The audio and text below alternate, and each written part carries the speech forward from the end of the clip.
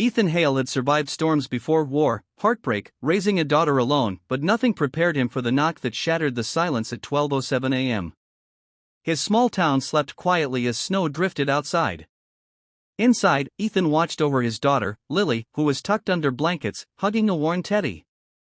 She was his world, every sacrifice, every late-night worry, every hope.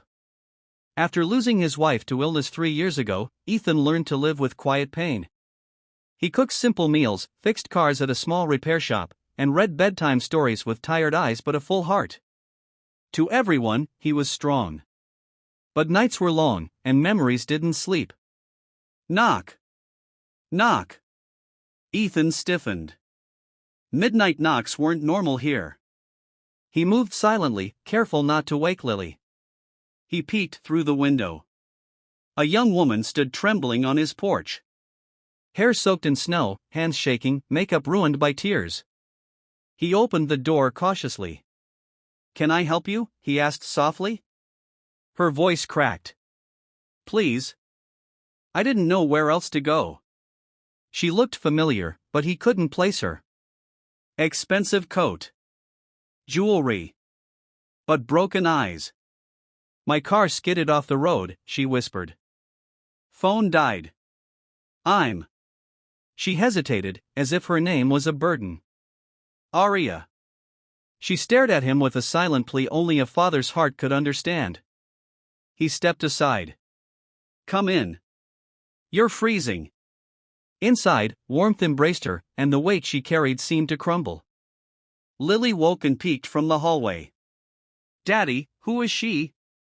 Aria knelt, wiping tears quickly. "Just someone who needed a safe place." Something in her voice shook Ethan, like someone who forgot what safety felt like. Later, by the fireplace, Aria finally spoke. "My family. I ran away. They don't love me, they love the power I bring. I'm an heiress, but I've never felt poorer inside my own life. Money couldn't buy peace." Ethan understood that better than anyone. "Sometimes the richest homes," he whispered, "are the loneliest." Aria stared at him, shocked he understood without judging. Lily climbed beside Aria and wrapped a small blanket over her shoulders. "You can stay till you feel better," she said innocently. Aria broke again, but this time it wasn't pain, it was gratitude. As the night deepened, Ethan didn't know this lost heiress would soon force him to face old wounds, protect his heart, and choose between fear and a future he never imagined. But fate had already opened the door. And it wasn't leaving quietly. Morning came slow, soft light warming the small house. Ethan found Aria in the kitchen with Lily, awkwardly trying to scramble eggs.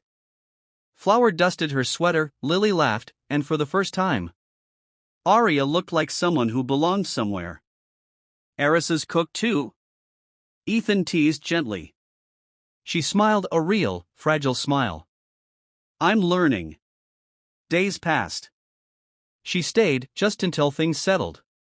But with each morning, each shared meal, each walk to school holding Lily's hand, the walls around Aria's heart melted. She wasn't a title here. She wasn't a problem to manage. She was simply Aria. But the outside world didn't forget her. One afternoon, sleek black cars rolled into town, her family's security.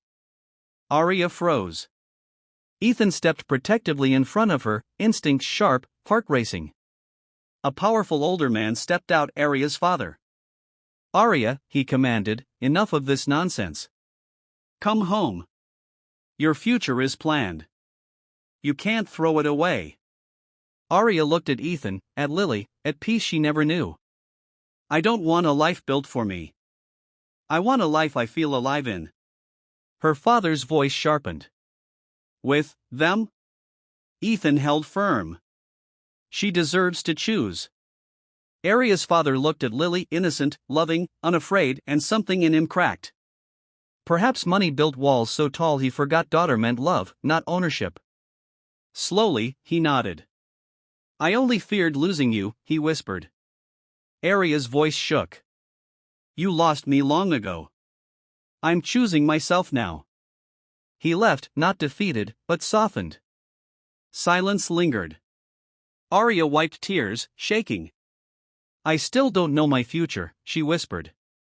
Ethan looked at her, gentle but unsure. You don't have to rush. Just breathe. Arya smiled. What if the place I was looking for was here? Lily hugged Arya's waist.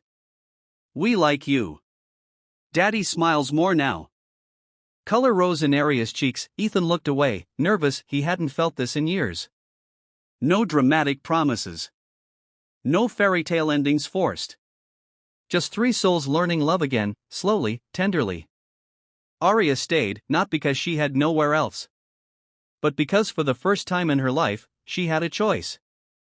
And with each sunrise, Ethan realized the midnight knot didn't break his life, it healed it. Sometimes fate doesn't ask permission. It knocks. You just have to open the door.